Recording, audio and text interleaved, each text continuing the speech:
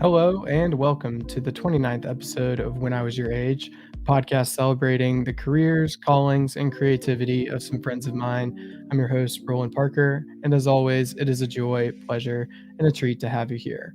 Today's guest is Kelsi Andrews. I'm really excited to chat it up with her about her art and also some things fitness related, CrossFit, that kind of stuff. Before we bring Kelsi into the stream, I do have a little bit of housekeeping as always. Um, Make sure that you follow the Instagram at WIWYA pod if you're not already. And thank you guys so much for the support. We are currently at 1,191 followers, which is much appreciated for all the support that you guys show. If you are listening for the first time, consider giving us a follow. You can listen to the show on Spotify, Apple Podcasts, Amazon Podcasts. If you're more a visual person, you can watch episodes on YouTube as well. So we got you covered there. All links are available in the link tree in the Instagram bio. So you can get to all those places pretty easily. And then that's going to bring us into the show. So we'll bring Kelsi in. Kelsi, what's up with you? How's it going? How's it going? It's good. Good, good. All right, so we've gotten a few episodes recorded kind of in the week leading up to the Super Bowl, and I've been asking people what plans they've got. Tell me what you're thinking. Well, we'll be headed back from a wedding in Montgomery. So we'll be in the car because one of our friends, we're actually staying in an Airbnb. One of our friends brought the GameCube. He's bringing the GameCube. So we'll probably be there for a while. So we may be catching it like, mid first half or whatever. But yeah, Nice. just chilling at home. Sundays are hard. I know that it's Super Bowl Sunday, but I'm a teacher, so I have to get up early the next day. So I'm like, oh, I'm excited about Yeah. Usher though. Oh yeah, no, most definitely. I keep forgetting that's the piece. It should make for a good Super Bowl because we've got Usher performing, Mm-hmm. Reba as the national anthem. That'll be awesome. Um, all of the Taylor Swift intrigue, I'm sure. Do you have any thoughts on whether or not she is going to make it to the game? Um, we talk about Taylor Swift so much. Our friends are so mad that she's always on the camera, that she steals the thunder for the games.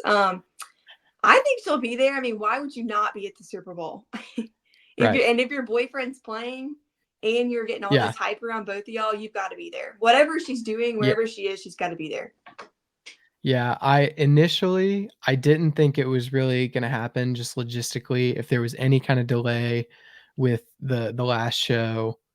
But now just with how much hype there is, and you mentioned all the airtime and people talking about it, Oh my I gosh. think I think it's gonna happen. I feel like people are gonna move some mountains to get her there. And there are going to be so many people who are mad about it, and then so many people who are so excited about it. My husband's one Yeah. of the ones who's going to be mad about it. Yeah, I I did see an interesting thing just that the airtime was kind of like under like 2.5 minutes. Like it was much less than I originally would have thought that Yeah. it was like for some of these games.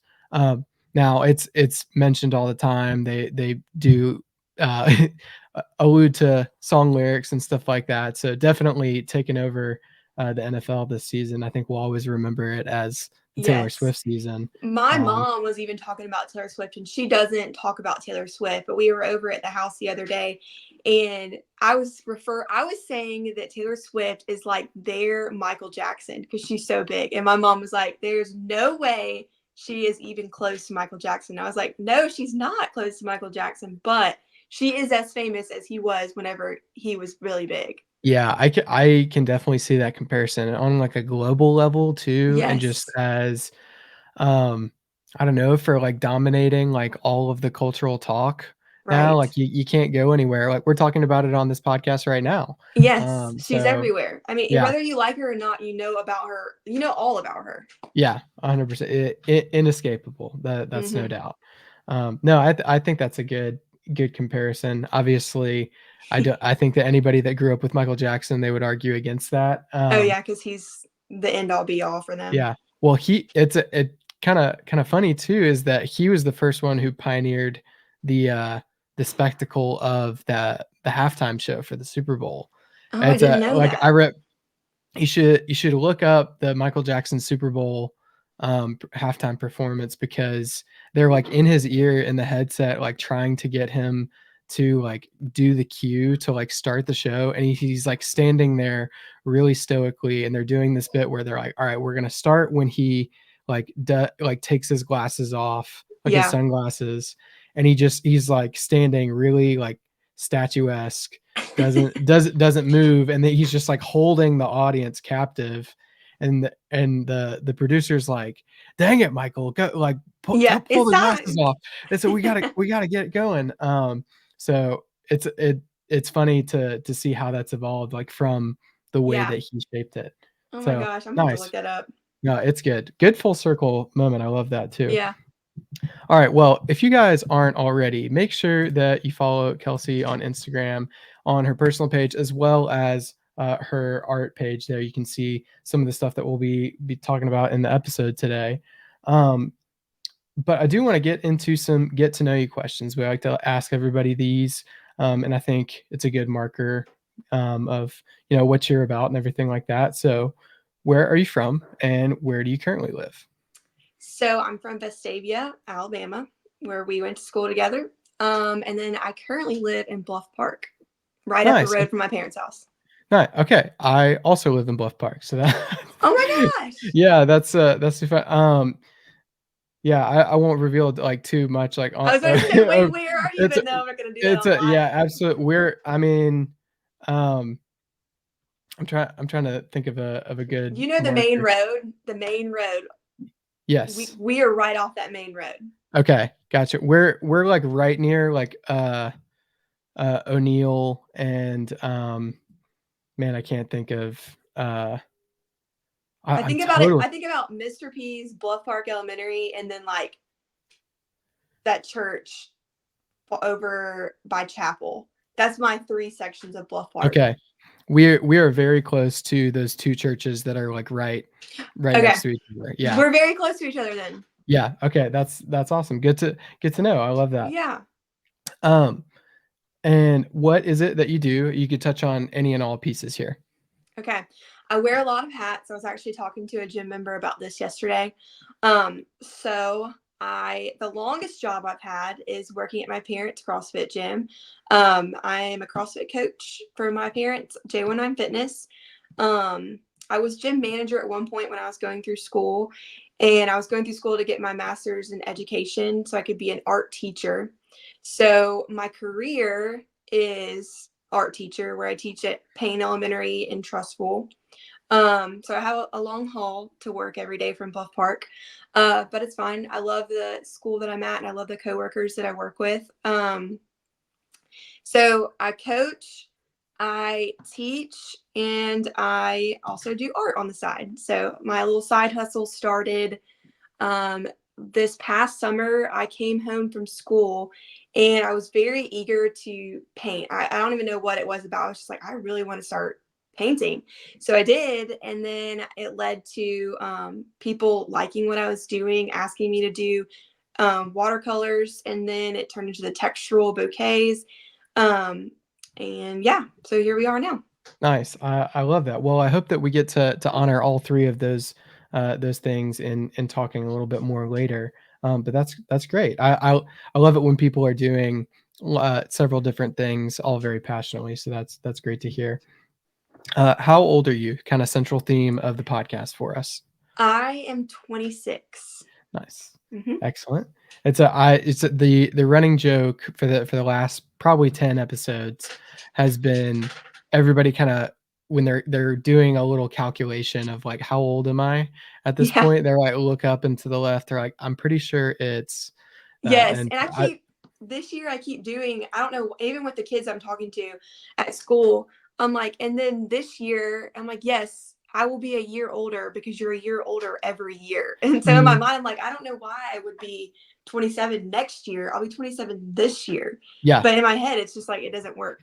Yeah, it's there's something so interesting about like how something as simple as addition can change like the way that Yeah. you perceive it when you're Yes. thinking about like these weird landmarks in your life, because like most of the birthdays like up until you're 18, you remember, like, you're tracking it, you're like, "I'm Oh yeah. 6.5," like, you're very Mhm. purposeful with how you think about your age, and then, like, there's a lot of milestones to kinda be looking forward to. If you're 18, you're looking forward to being 21. Yeah. But then once you get there, then it's like, "Okay, maybe I can rent a car when I'm 25," but there's not a lot of other milestones to be, like, looking at Right. aside from, like, being 30. So that I think that's where a lot of people get lost. Yes, my younger sister, she's 20. So like she's been tracking her birthday. And I can buy cigarettes at 19 now, like that kind of thing. Yeah, And then 21's her next year. It's like, oh well, you can buy alcohol legally. And but then I was every time I remind her, like, yeah, after that, you kind of forget which birthday you're on. And nothing mhm. is exciting anymore. Yeah, it's a the this is something that I think is interesting. I've had this conversation with some friends before. Is like, what age do you kind of think of yourself as internally? Because even though I'm 27, I still kind of think of myself as like 23 and 24. And when I was Yes. 23 and 24, I still kind of thought of myself as like 19 and 20. And I'm wondering like how far away at the end of my life, like, will the gap be? Like when I'm 90, Yeah. how old will I kind of, like, internally think of myself as? Yes. I know, I think of myself usually as 22, and then I realize I'm over the hump of 5, and I'm like, "Whoa, we're going." I don't know, I think of, like, in school when you grow up, it's like 5 or less, it's round down, 5 or up, round up. So Yes. now we're on the round up side of 20, and Mhm. it's weird. Totally get that. It's a strange feeling for sure. Um, what piece of media are you currently enjoying? So think book, podcast, music, TV show. What's kinda been your go-to as of late? I would definitely say TV. My husband and I, Ryder, we love to sit and watch like a Netflix show together. Mm. And we just finished The Walking Dead. I know we're late to the game on finishing that, but we were in it. Nice. I love that. There's something special too about, like, watching with your partner, like, something, Mhm. through and, like, being able to debrief and, like, react with one another. Yes. Yeah, I'm right there with you. I watched The Walking Dead. Yeah, I didn't watch it all the way through, but, like, I remembered, sitting down and watching it as a family because Mhm. someone introduced it to me, I introduced it to my dad, and then we all ended up watching it together, and then, like, they kinda continued on and I dropped off, so I Mhm. have, like, no idea what's going on with it It's a anymore. it's a hard one to stay hooked into. Ryder was basically just a warm body while watching it because I couldn't watch it without him there. Mhm. But he was not present No. about season 9 because they kind of do the same thing over and over. It's just like a new clan that they're fighting and they're Mhm. always just struggling, but then they pull out of it. But I was so invested, especially into the character Daryl. I loved him so much, so I could not give up. Yeah, I feel that too. I That's how I feel like that's what I think it would feel like to watch, like, a Grey's Anatomy for, like Hmm. 19 seasons or something like Oh that. my gosh, theirs is longer than Walking Dead, I think. Yeah, it's that's what I kinda think of for that, so, Hmm. yeah, that's good. I can relate to that too with, like, being a warm body for it's like Yes. 'cause, like, sometimes I'll, like, get into something and then, like, it loses its luster for some reason, and I'm like, Yeah, I wanna see what happens, but I'm also not I don't have the desire to, like, start up a new episode, if that makes right. sense. It's just in the background at that point. Yeah, Mhm. for sure. I've been there. What's something that you'd consider a luxurious necessity? Luxurious necessity. Yeah, and if you need Does some it have inspiration, to be luxurious? it's a as nice, as you like it to be. So I kinda think of it as something that is a little bit extra, like, not quite something that you need. Yeah, It improves your life by a measurable amount, yeah. um, and but, uh, but not necessarily like a must-have. It's not a Um must. Okay. This is so lame, but lemon in my water. I don't Ooh. have to have it, but man, does it change the water, and man, will it put me in a good mood. I think that nails the brief, Right. yeah, Here it is right here. that's no, that's perfect. There's something about it, so in what lemon in water is to me, is grapes that are frozen. There's something about it that feels so, like, just act like it way over the top of like these Yeah. two things together make something that transcends just cold Yes. grapes. Yes. It Just feels changes the game. You can't even put it into words. And until you experience it or you have that like hankering for water with lemon, then you don't get it. Or yeah, frozen grapes. yeah, love that. No, lemon in the water, totally agree. It changes it up completely. I don't know, just changes the way So that you much relate better. to it. Yeah, We were at the gym recently. We had like a gym social and we were playing this game and one of the questions was it was a 5 second rule. And one of the questions was, what would you sell your soul for? And it was my turn. And the first thing I said was water with lemon. They're all like, what is wrong with you? And I was like, yeah. you just don't get it. It's a no, it's perfect. I used to when I was working at in like one of the retail stores at Old Smoky, um, they used to grill me a lot because I would put like lemon in water, but I also Mhm. had like a little like herb garden out front of our house, and I would just go by and I would stuff like a spearmint like sprig like in like my water bottle too, and Yeah. just like brighten it up. I distinctly remember one of my coworkers was like, "So what does that do?" So, like, asking me about, like, a detox effect or something like that. I was like, "I don't think it does anything, I just like it." She's like, Yeah. "Oh." Just a little something extra. Is it Hmm. that's funny.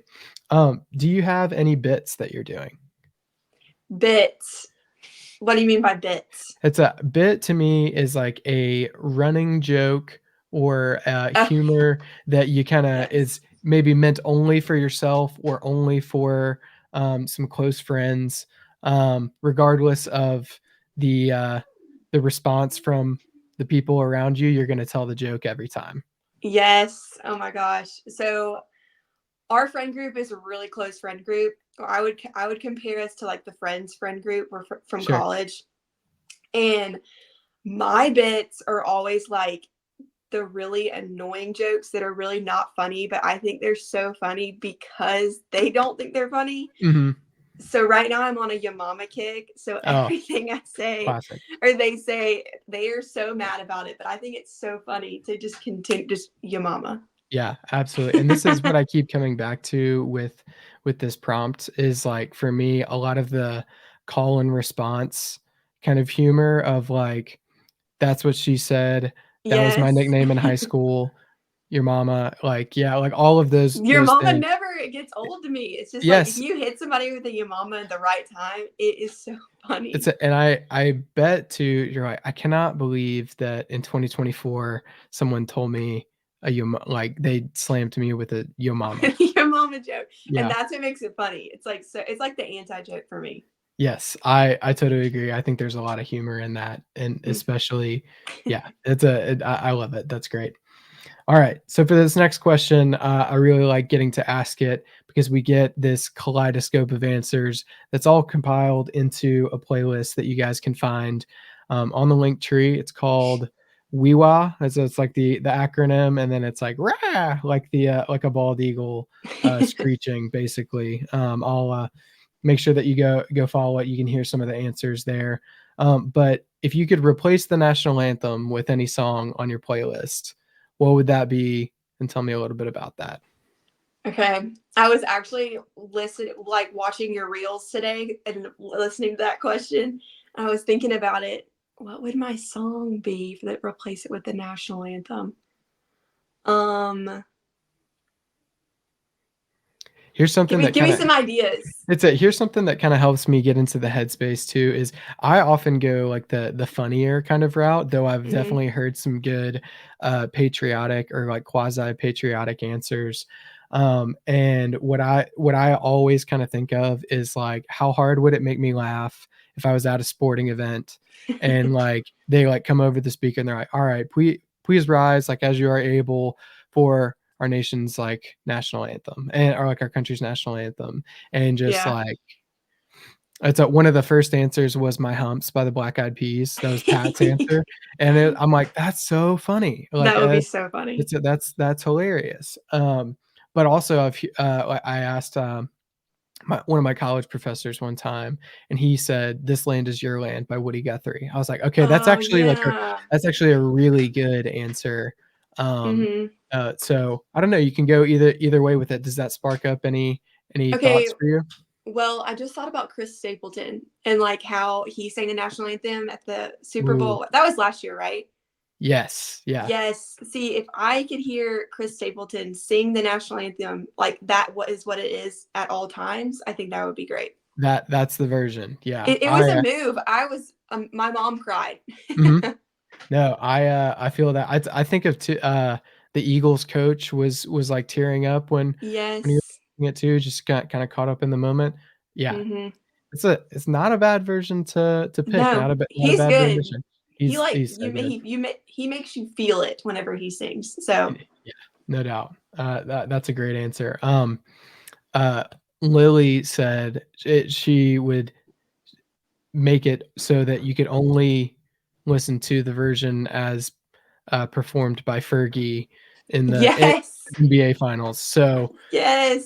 that's also I love the similarities there, 2 different directions, Gosh, that but was so funny. And I it's a think I listened to WDJC and they always play the national anthem. I can't remember at what time it is. It's like in the afternoon.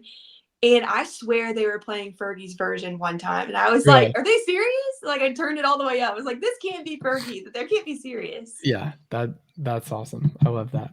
And then last question, we touched on it already, but let's hear it again, is how do we know each other? High school. There you go. Easy Yes. answer, and now we're living not very far apart, right now, so that's That's great. crazy to me too. I thought y'all lived in Tennessee. Did you not live in Tennessee at one point? Yes, we did, Okay. we met in college and lived there after college, but this has been the first full year of us being back in Birmingham. Okay, Uh, cool. yeah, so we moved not this past Thanksgiving, but the Thanksgiving before, so we're kind of this is our second year being back. Yeah. The last time I saw y'all, um, I think y'all only had one child at the time, Yes. and it was at Madison Harvey's wedding, or Mhm. Madison Tippett now. Yes. And yeah, so y'all were in Tennessee at that point. Mhm. We were not far off from finding out that we would be having another at that point too, so that's so funny. Because I think you even asked, like, "Oh, like, do you want any more?" And I was like, "Ah, I don't know, probably so we'll probably wait a little bit more," and, that did not really happen, so we're very pleased and happy with our girls. We love them. They Um, are so cute. I follow Tabitha on Instagram and I watch her stories like she's an Instagram influencer. I'm like, what are Gray and Lola doing yeah. today? That's it. We get that a lot too. There's a lot of people that kinda are keeping up with the with the girls like that. They're so cute. Gray went viral, lately. She just kinda reacted to the moon, and um, it was very funny and very silly, but it's like it's got like 2,000,000 likes on TikTok Oh my and gosh. like all of these views and stuff. It's a little weird. That is so funny. Mhm, I would have thought it would have been the Ratatouille rat. That was cracking me up with y'all. mhm. Was that her second birthday? Yeah, yeah. It's so weird how I know this information, but like It's a Instagram, social So media. you're keeping up in that way. If you wanna know anything about what the Parkers are doing, you need to follow my wife and not me, because she's got it all together. She's got the daily updates there. You can get a much better understanding of what we're up to if you follow us there. Um, but but yeah, so they were obsessed with Ratatouille for sure. Still, now we've moved to Frozen. That's been the big move for them lately. All the Um, elementary kids love Frozen too.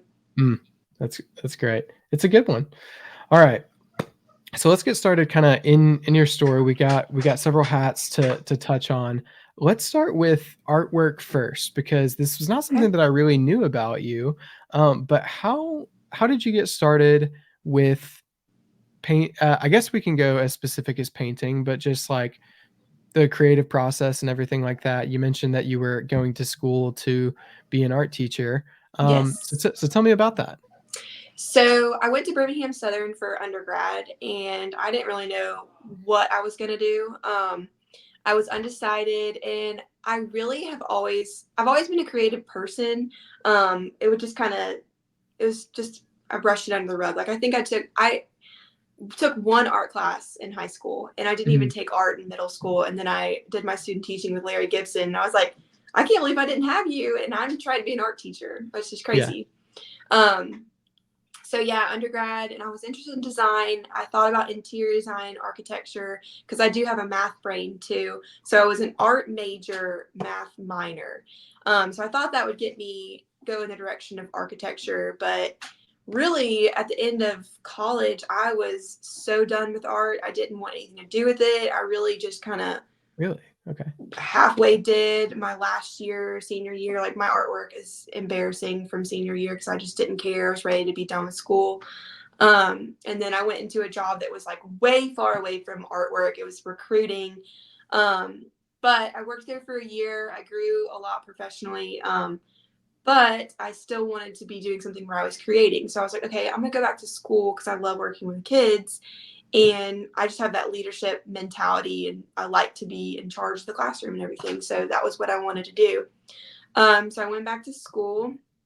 I still really wasn't creating art besides assignments that were assigned to me in art classes that I took. And I was having fun doing those, but I was not very, like, it wasn't what I was going to choose to do outside of having to do it, Sure. which is what it's always been. And graduated. I worked as a teacher at a small school in Gardendale, and still while doing the gym and everything. So, and it is kind of hard to find time to do art whenever you have all the hats that I'm wearing. Yeah. Um, so worked at Trustful, and then last year or last summer I came home, and I was actually my friend Allie Pullen, who went to high school with us. Mhm. Yeah. I was actually having a bad day, is what happened, and she came over and brought some art supplies, and I drew or did a flower painting, and she posted it on Instagram for me. Like she tagged me in a story of my painting, and I had like 3 people swipe up and be like, "Hey, are you selling this? Hey, can you make me one?" And I was like, "Ooh, I'm good at this. Like people like my artwork." Yeah. So it started with watercolors, and I was just kind of like, I did a few dogs. I did a watercolor for my mother-in-law, and people were like asking me, they're like, "Wow, you're so talented," and it made me feel good. So I kept doing it, and then in the summertime, I had all the time in the world to make art, and so that's when I really like. I mean, I painted something every single day, Mhm. and so it went from watercolors to the textural flowers on canvas. And that's whenever I was like, oh, this is fun. This is easy for me to do because I'm like in the flow and I'm doing it, and it sells. So yeah, that's what I've been doing. I did my first ever art show this year at Trinity United Methodist in Homewood. They have an art in the lot, and that was my first art show. My mother-in-law actually encouraged me to do it. She's like, "You need to sell these flowers. They are so good. You're it's gonna be great." And Ryder, he encouraged me a lot too. And he actually bought me my first canvases that I sold. That I made this. I can't really see it because it's white, but textural. My first textural bouquet is on that one that he bought me. And I did the first art in the lot, and I sold everything. And so that's where I was like, okay, I really want to pursue this. And so that's where we are now. Now we have an Etsy shop, and yeah. Nice. I love that. Well, I love how you got up to it when you realized like people were connecting with it. There's got to be something Mm-hmm. really validating about like, hey, are you selling this? And then like you Yes. know like you mentioned selling out like in the um in the event at Trinity. Also, to kind of mention Trinity, that's where I met Ryder too. Is that Oh yeah, I uh forgot about that. so growing up, Ben Waldsmith and I would kind of go to each other's youth groups a lot, Yes. and that was how I got connected with a lot of those guys at Trinity, like all the Homewood folks that went there and everything like Yes, I that. So it remember was that. yeah. So I love that you mentioned that there. It kind of just popped in my head. Mm-hmm. Um, but yeah, that's such a cool thing. So it seems like it happened really fast. Like there was like this one moment, just the bad day. I love Mm-hmm. what you said too about like someone came. You mentioned that Allie came Yeah. and like just brought you the supplies. Like we're just gonna do this. Like to Yeah. she was just being a good friend to you, and then it turned into something that you probably couldn't have seen. I know. I was, and I didn't think about that actually until I was thinking when you asked me to do the podcast, I was like, he's going to ask me how I got started. And like, I need to like be able to nail that down. And I was like, it's because Allie brought her stuff over. We painted together and my day got better. And then people started, it really started something. So it was Yeah. really special too.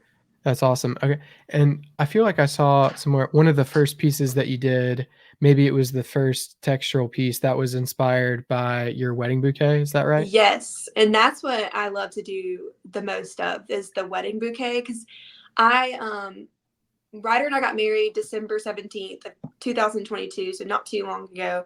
And my flowers died, so I couldn't press them, but I had tons of pictures of them. And I was like, I really want to be able to create a piece of artwork. And also, we moved to Bluff Park, no artwork on the walls, and everything was bland. I was like, I've got to put something. And Ryder had bought me canvases.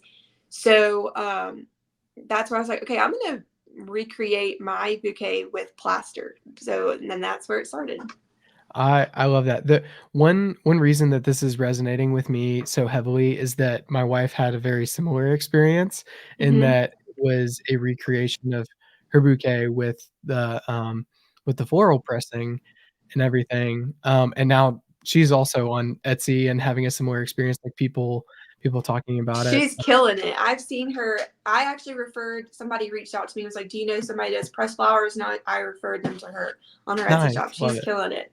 That's awesome. Well, it's great to see, people who are creating have similar experiences of, like because I think that not everybody gets, that immediate connection of like, Mm-hmm. "Oh, I'm good at this," and it it means something to people, it resonates with people. Yeah. So I love that for you. That's gotta be a cool thing. Um, so to tell me that you mentioned in the summer that you were painting something like every day. How frequently are you painting the textural pieces and the watercolors and everything like that right now? It's hard right now because of school. And so I work in trust school. So I don't get home until 4. And then I leave for the gym at 5 to coach. And so I worked it out with my parents to where I don't have to coach on Wednesday nights or Friday nights. So tonight would be my night that I was painting before this. And then Saturdays and Sundays is when I get to paint. And right now I do have my next shows coming up in or Trinity is doing another art in the lot May the Nice. 4th. So I'll start doing the textural flowers more. But right now I'm just kind of doing whatever someone asks me to do. Okay. Mm-hmm. Nice. So a lot of like commission work. What does that look like? Somebody approaches you, like what are people asking for? Is it a lot of wedding stuff? Wedding bouquets. Yes. I just finished my favorite bouquet I've done so far. A girl that I graduated with at Birmingham Southern, she had reached out to me and hers was big and super textural and had a lot more contrast with color in it. I Mm, have a picture of it on my Instagram. But that was really fun. But yes, wedding bouquets. Also, I did a small full color bouquet. My principal actually just commissioned me to do more. It's not really what I do, but it's my principal, so I wasn't gonna yeah. say no. But hers was more of like an anniversary gift for her parents. Nice. I love Hmm. that. Now that's really cool that it kinda ramped up to that degree so quickly too. It sounds explosive. So tell me how is this intertwined with your other work? Obviously, you're teaching art. Hmm. Does that kind of inform the way you teach, or does your teaching kinda change the way that you paint? Or tell me about that. Yeah, actually, so this is funny. I get inspired by the kids because they paint and they draw. Everything is just so free. Like they don't think about anything. It's just like I want to put a rocket ship on top of a donut planet and that looks awesome. And it's like, yes, put the donut and That's the great. rocket ship together. And so like I kind of think about them as I'm creating sometimes like just do it. Like it doesn't matter. You Mhm. do it, you try it, and then you can crumble it up and throw it away if you don't like it, because that's what they do. And also, I remember one day I was trying to play around with colors and a color scheme, and I was actually stressed about it because I don't really work with color. I usually do just like very white neutrals. Mhm. But there was a first grader that came in my room who had on a bright yellow shirt with a bright blue like logo on it, and I was like, oh my gosh, I love those colors. My next painting is going to be inspired by those colors. That's I like that. That's great. Well, that's one thing that I really like about folks that are doing wearing the many hats, as we've said before, is that there's a lot of impact, a lot of dotted lines to some of those Hmm. things. So yeah, thank you for answering that there. Yeah. Well, tell me about teaching, because that's that's got to be a cool way to get to connect with just art in general, is through Hmm. through these kids like eyes. But tell me about that. Like, how did you get started? Like, what was your first year like? Stuff like that. Well, I guess my teaching really was fueled by coaching at the gym. I really loved being able to take an idea that's complicated, like at the gym, snatching, and then break it down really simple to where somebody it clicks with somebody. Mhm. So that was what fueled my love for teaching. Teaching in any aspect, not just in the classroom. Um, so that's how I knew I wanted to get into education because I knew I liked doing that. And then I did student teaching, and that was fun. And teaching, I've been teaching only in elementary school. Um, and elementary school is very different than I did Pizzitz Middle School for my like secondary education student Okay. teaching. Um, Elementary is it's a lot of hand holding, so it's not as Sure. much like teaching art.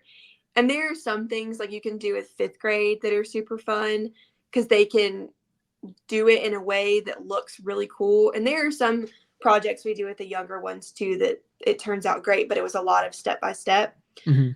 But on like I would love to be able to in the future go up to a higher level, like middle school, high school. It's actually really cool. So when I was doing my student teaching at Pizzitz, I was with advanced eighth grade art, and it was really hard at first because it was very intimidating because those kids got a lot of hormones going on. It was just like No doubt. they were looking at me like, who is this lady and why is she trying to tell me what to do? But after developing relationships with them and getting to know them, I was like, it was so great.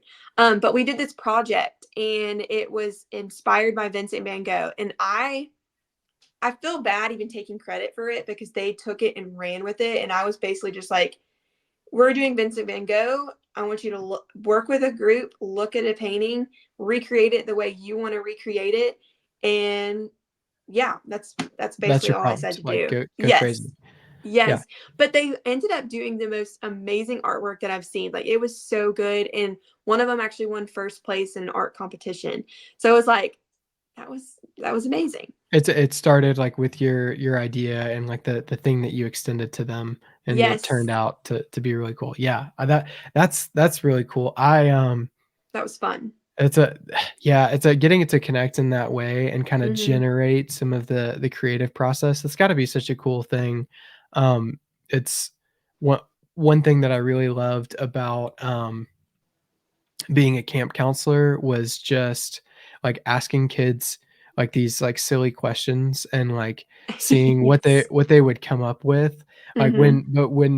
when we would before we would start like the first day of everything, I would ask kids like what electrical appliance they would be, and like the things that they would come up with is like I would be a fridge because I'm so chill. Like, they would just and they would just it was, like, so funny to, like, hear, like, what like, why they were saying Yes. it, or and, like, some of them would be like, "Uh, I'd be a toaster," and, like, they wouldn't, like, tell you why or anything, and it was all good, but yeah, it's so fun Kids are to so funny, and especially like the little ones. That's why elementary is fun. They're so innocent, and they say the funniest things, especially to silly questions. And that I had last year we were teaching like a cursive writing class, and the kindergartners just played with Legos basically in that class because they're not going to write in cursive.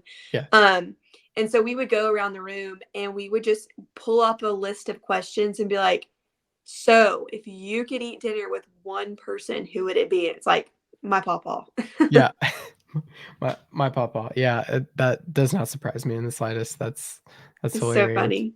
Um, no, that's great. Well, one thing that I like that you mentioned was just um, the passion that kind of got stirred up because of coaching for teaching. Hmm. So tell me about that. When did that thought connect with you? Like, oh, because I'm coaching, like I feel like an outlet for the way that I'm approaching this could be teaching. Like, tell me about that. Yeah, I guess I have to give credit to my dad and my in-laws because both of my in-laws are teachers, and we actually took a trip to Bahama. My father-in-law owns an expedition company, Treeline Expeditions, and so they take people on different backpacking trips. And one of those trips is the Bahamas, and we go sea Very kayaking. cool. It was yes, it was great. But I remember sitting at dinner one night, and they said like being an art teacher would be fun, and like that was coming from somebody who's been teaching for 30 years. And so I was like, ooh. And that was just like a seed that was planted. And I think this is like early whenever I was coaching too, like probably been coaching for 1 year. And then as far as like recognizing my teaching ability and leadership skills, that was my dad. I really didn't like plan on coaching at the gym or teaching or any kind of like up in front of people kind of role. But he saw it in me. And so he was like, hey, I'm signing you up to get your L1, and we're going to go to New Orleans, and you're going to get certified to coach classes, and you're going to coach classes. And I was like, okay. So it's family owned business. So you just get thrown in there whenever Yeah, it's family owned. So, and I had fun with it, and people liked coming to my class. And so that kind of is what sparked it too. nice. I love that. Well, at the time of recording, episode 28 with Wesley is not out yet. But one of the things that we talked about that was so cool is like um, you never know what it means to somebody to like connect with them or encourage them or like set them on the right track. He mentions this cool moment of like he had not really ever considered like pressure washing as something that he would get into to pay for college. Mm-hmm. And he was working at his dad's climbing gym, and it's one of the guys that was like that he was belaying. Just he would always ask folks like, "Hey, like what do you do for work?" Like just to kind of get some inspiration and learn and stuff. And this guy was like, "Oh yeah, like I do pressure washing. I really like it. I make decent money." And like that seed like planted like to him from there. So I love getting to hear that. And those people might not even recognize what they said, Yes. like you don't Yes. even know what you just did, and like to like put that person in the trajectory that they went in. Mhm. 100%. Yeah, that Hmm. was, like, another really big piece of, like, what we were talking about was they might not even know or not even Hmm. remember, doing that. Yeah, I love that. Have you gotten to talk to them about that? Like, "Hey, like, here's one of the reasons that I'm doing this now is what you said to me that's a little bit ago." Have you had that conversation? I've never like explicitly said that to them, which I probably should. But they're kind of my go-to with all things teacher questions, like advice. They've been with me through every step of the way since like student teaching, and writer sister too. They're all teachers, and so they've been my resource. But I do need to tell them that. I need to say you inspired me to take that leap. I love that. Well, let me know how it goes. I'm excited for that I will. conversation to happen. Um, well, tell me about some skills that you got in coaching that you transferred over to teaching because you mentioned that was, um, how the fire started for teaching. So like, Hmm. what was something that you learned in coaching? My voice. And my dad, he's a former Marine, so he's really big on like big boom voice. Um, and whenever I first started coaching, I was talking loud, but I didn't. I wasn't projecting my voice, and that's something that you need to do in teaching too. Thankfully, we have microphones, so we don't have to do it all the time. But like, there is a lot of strength in being able to command a room with your voice, and that is something that coaching has helped me with, and it's helped me in the classroom too. And then also, what's helped me in the classroom that's transferred over into coaching, um, kids can be really annoying and they can be really like they don't problem solve. And so there's a lot of like having to like re-explaining yourself, and that gets old very quick. So Mhm. you learn to be super strict and super quick and like just straightforward, no cutting around the bush with the kids. It's just like, go get the paper that's over there, like very direct. Yeah. And at the gym, I wasn't really that direct. I was kind of like, I would kind of shy away and then try a really nice way of saying something. But now, since teaching, it's taught me to be super direct. So like, they, I'm kind of the mean coach. And they will say that. My husband will say that. My mom will say that. They, whenever people work out in my classroom, I'm like, it's over here. We're listening over here. Like, we're at the whiteboard. It's time right now, like that kind of thing. So Love it. that's from teaching, and then my voice from coaching goes to teaching. It's a systematic, like, drill sergeant. They just like Yes, I it's am a a drill sergeant, yeah, it's but a you will have good form. yes, that's great. No, I love what you said about the kids kind of like needing a lot of like redirecting. Oh my It, gosh, it's same funny so to much. hear because like originally I asked you about how coaching informed teaching, but to see the teaching kind of flip back and like help you with Mm-hmm. how you present yourself and like the way that you approach things. Yes. I love getting to see that because like everything is learning. Like you can always find new ways to Yeah. approach stuff. That's so cool. And adults are just big kids. So, and especially in the afternoon, whenever people are coming from work, their brain's fried, so it doesn't work. And so I'm having to do a lot of the same things I do in the classroom in the gym, because these people are just like little aliens, like the little aliens at school. That's And that I'll tell them that. that's great. I I love that. I love that too. I always have felt that it's really important to have um just like some kind of transfer of skill from like different areas. Like you never know what is going to help you like grow in like Hmm. different things. So to hear that like both things have like made you better at both things, Hmm. um, yeah, it just kind of reaffirms like something that I think is really important, and I love to see that. Yes, Um, always learning. it's a no doubt. Well, I mean, especially important for a teaching mindset too. So, um, what impact have you seen yourself making? I like to ask people this question because you got to take a step back and look at the ways that you're connecting with other people or the kids that you're working with. So what does that look like?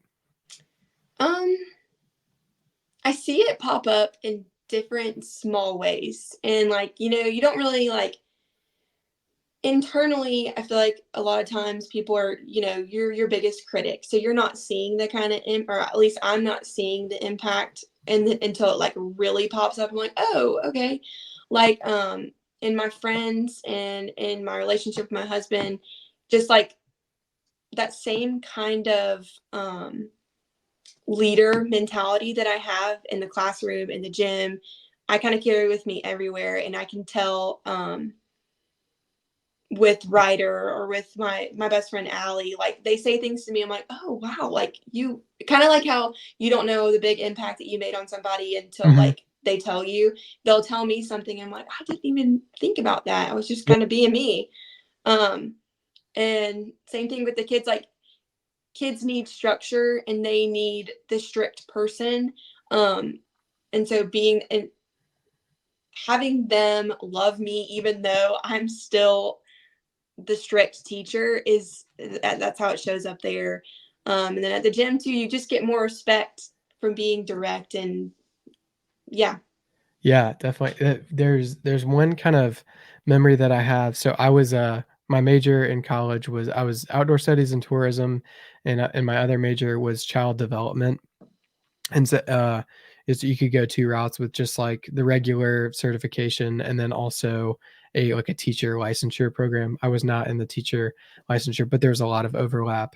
And one of the things that we talked about in the child development class that always kinda sticks out was that they, like, looked at these kids. They basically, like, gave them a fence on a playground and then, like, took it away, Mhm. and when they had this enclosed space, like, they went up all the way around, like, um, to the enclosed area, like, because they were, like, felt safe to go around all of the different, um, parts of the playground that were, enclosed, encompassed by the fence. But then Mhm. when the fence was taken away, they kinda huddled in the middle and didn't really, like, venture out very much. And to me, that's always kind of spoken to, like, how structure is so important. I think it's especially important to kids, but, adults need it too. Like, adults are Mhm. just kids that have a little bit more money. Yeah, But exactly. so to hear how that has been important for you, yeah, I love to hear that, and you're seeing that show up in the Yeah. people and kids that you get to work with. Yeah, I hope that answered your question. As I was hearing you talking about it, I was like, yeah, structure, like my self being structure is probably what's made of the biggest impact on like the areas of my life. Yeah. It's a Mhm. no, definitely you definitely answered the question. I like the piece too that it shows up in little ways, like, and especially Mhm. in just it's kinda how you carry yourself, and you didn't even really pay attention to Right. how it was showing up. Yeah, that's crucial. That's such a cool thing. Um, well, what resources do you look to for just the ways that you approach coaching, art, teaching? Is there any that kinda stick out to you when I say that? Yeah. So as a teacher, we do a lot of professional development, and I love professional development because it just like it helps you grow as a person. It's a resource, like you're saying. And one of the things I use right now that I actually discovered on YouTube is Skillshare. Have you heard of Skillshare? Mhm. Yeah. Yes. So they have, and I have an iPad with an Apple Pencil, and so I've just gotten into Procreate, and they have all these videos for Procreate, and I can do sketches on there. So I really like using Skillshare. Nice. Yeah, I get that. That's one that I hear a lot, for people who are getting into, um, like, you mentioned, Procreate, but, like, some of those spaces that are kinda social media adjacent or, like, new Hmm. technologies, like, there's a lot that you can learn in that way. Like, I wouldn't know how to do anything. I can't draw worth anything anyway, so, like, Procreate, I feel like I'd be even worse off. But yeah, like, that's such a cool thing. I feel like stuff like Masterclass, Hmm. um, Jack Townsend mentioned that for some of the techniques that he looks at for, like, working in the kitchen and, like, coming up with new recipes and inspiration Hmm. that way, so It's so interesting because I love school. So I've even thought about going back to school, just not to do anything, but just to learn things. And so I love having a resource like Skillshare to learn things, and also just like following other people on Instagram. I've learned so much just from artists. Like I follow this one artist whose name is actually Kelsi. And she lives in Australia, and but I love her work, and I can get inspiration from what she's doing and then like practice it on my own to learn more things. So yeah. Mhm. I get that, a lot too with, like, cooking or, like, Hmm. making cocktails. Hmm. I have, like, a whole, like, slew of, like, influencers and creators that they make different cocktails, and they kinda have their own, kinda stuff, but I'm like, "Oh, dang, I never would have thought of anything like that." Then I'll, like, Yeah, try and, like, put my own spin on that, and it's such a fun thing, like, we live it it it's a cool is. time to be able to do that. Hmm. I know. Well, that's kinda all the questions that I've got for you there. Any anything that kinda sticks out to you that you feel like you didn't get to say? I think we covered. I feel like I had a long-winded way of sharing my story, so I'm sorry if I went too long on No, no, the no, it's a no, it school to went school great. to jobs and everything. But yeah, I think we covered it. Yeah, I think that you put it succinctly, so that's great. Well, Sweet. one thing that I a little bit goofed on is, we have guests, ask a question to the next guest and kinda continue a chain on that way, and, if Wesley gave me, a question last episode, I totally forgot to write it down, so I'm not prepared to do that. What I will do though is give you this question that Kendall asked him. So we'll just ask it twice, and because I think it's a good one. Um, Okay. if you could pick a new career, what would it be, and where would you go? Um, if I could pick a new career, it would be a food critic, but only for baked goods. So like I want to be on Oh, Cupcake Wars yeah. or like one of those shows that and kids baking championship. If I could be a critic for that show, that would be my dream job. You want to be like a Chef Duff situation. Yes, yes, get to Nice. eat all the cupcakes. I like that. I'd love to like be able to pick up on the nuances of like, hey, like this is probably overproved, or like just it's very impressive to me that like they can pick up on like, oh, the reason that this uh isn't as moist as you wanted it to be is Mhm. because you didn't. Yes, and you have Like to they be able to can like write diagnose. about those things. Like that's Yeah. why I was like, I can't do this because I'm not going to write about this or be able to I don't know, pick it apart. And yeah, there's like a science behind it. It's very complicated, but it's cool.